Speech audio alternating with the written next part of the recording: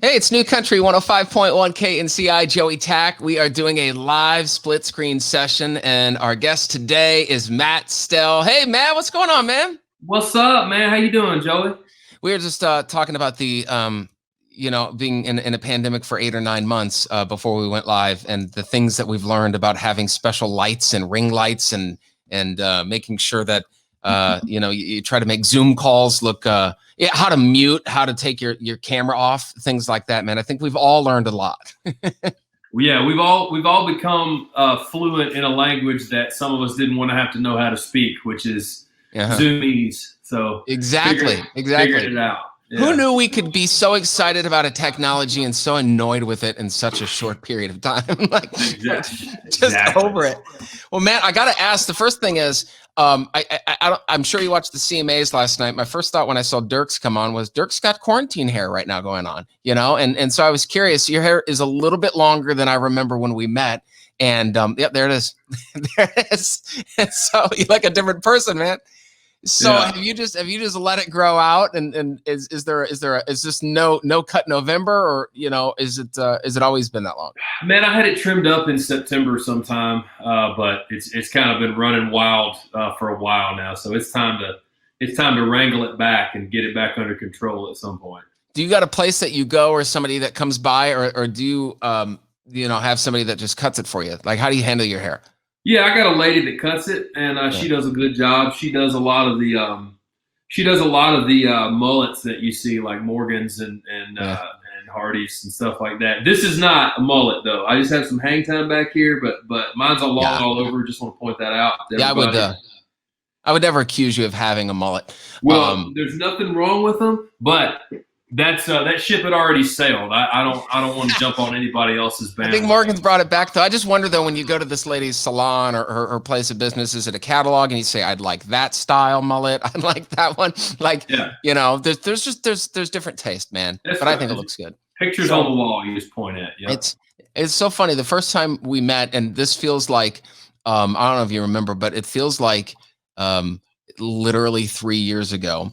It was July of 2019. I just got into Sacramento. In fact, I think you were the first visitor I'd ever had at the radio station. Oh The yeah, first that's right. artist Yep. that came by. Yeah, you came through, and I recall you being exhausted because you'd been on the road. I think you'd been on the bus, and you were scraping and grinding and promoting Prayed for You. Mhm.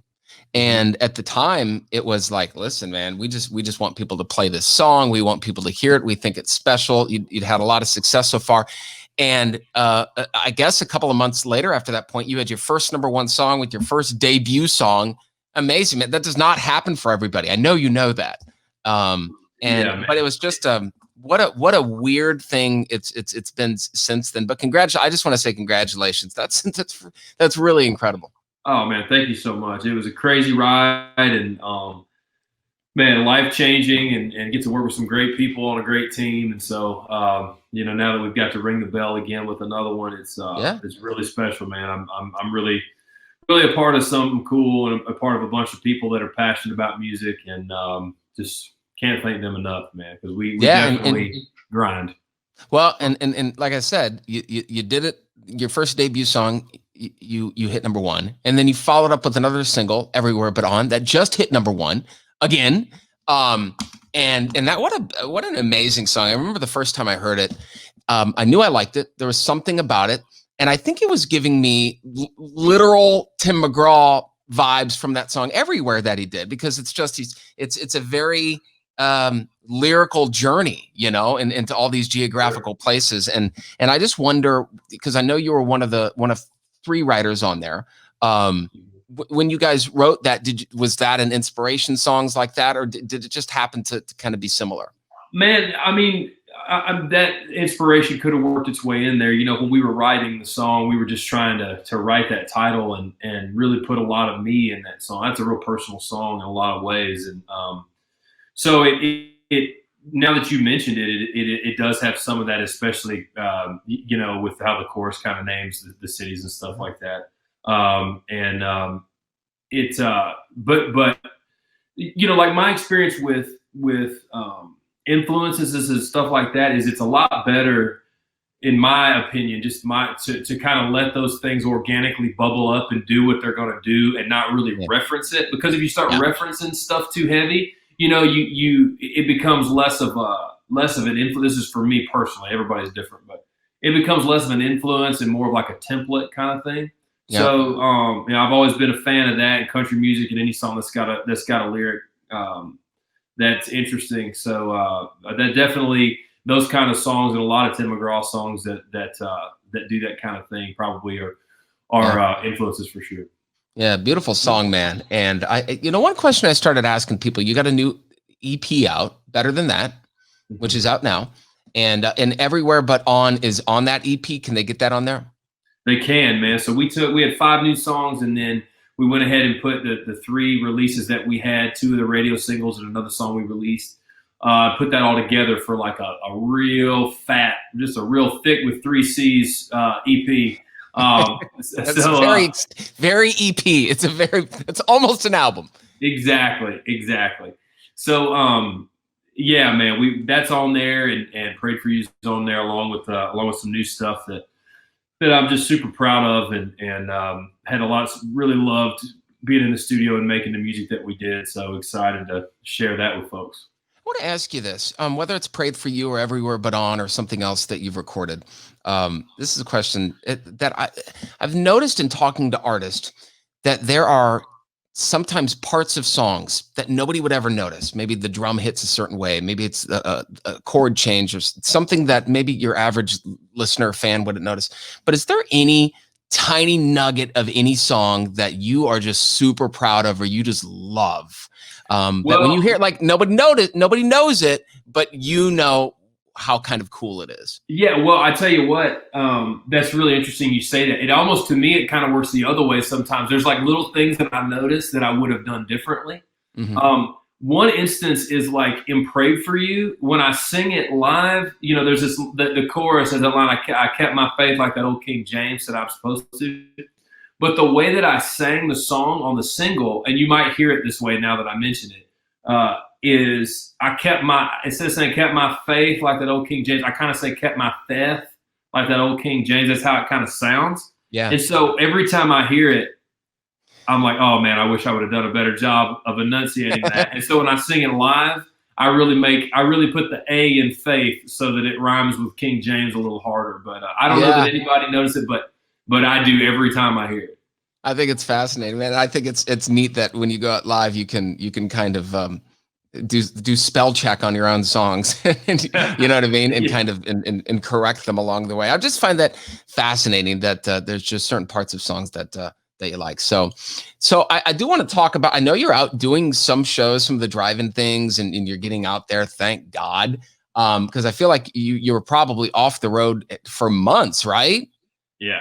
I mean, even the stuff we've got now is real spotty. And again, like I understand it. I honestly don't envy anybody in the position of making decisions, because you have to balance, health and life in a real tough way. So, we're just fortunate to get to play any of the times that we can. And every place is kind of different. And we just try to take it seriously, but still try to find ways we do take it seriously, but then find ways to, live life in between the margins. And that's kind of been what we try to do. And so we have a few opportunities to still play, like drive-in shows or socially distanced things and whatnot. Right. Are you jumping on a plane, or are you just bussing it everywhere at this point? Man, it depends. Dirty little secret, flying right now is awesome. It is it's because we Southwest not everywhere, but like 80%. And like they don't sell middle seats still. So you get on a Southwest plane, you got all the room you need. Nobody's at the airport. The security line is short. It's like that part I'm gonna miss about. There's some things that I'm gonna miss about the pandemic. I mean, I say that.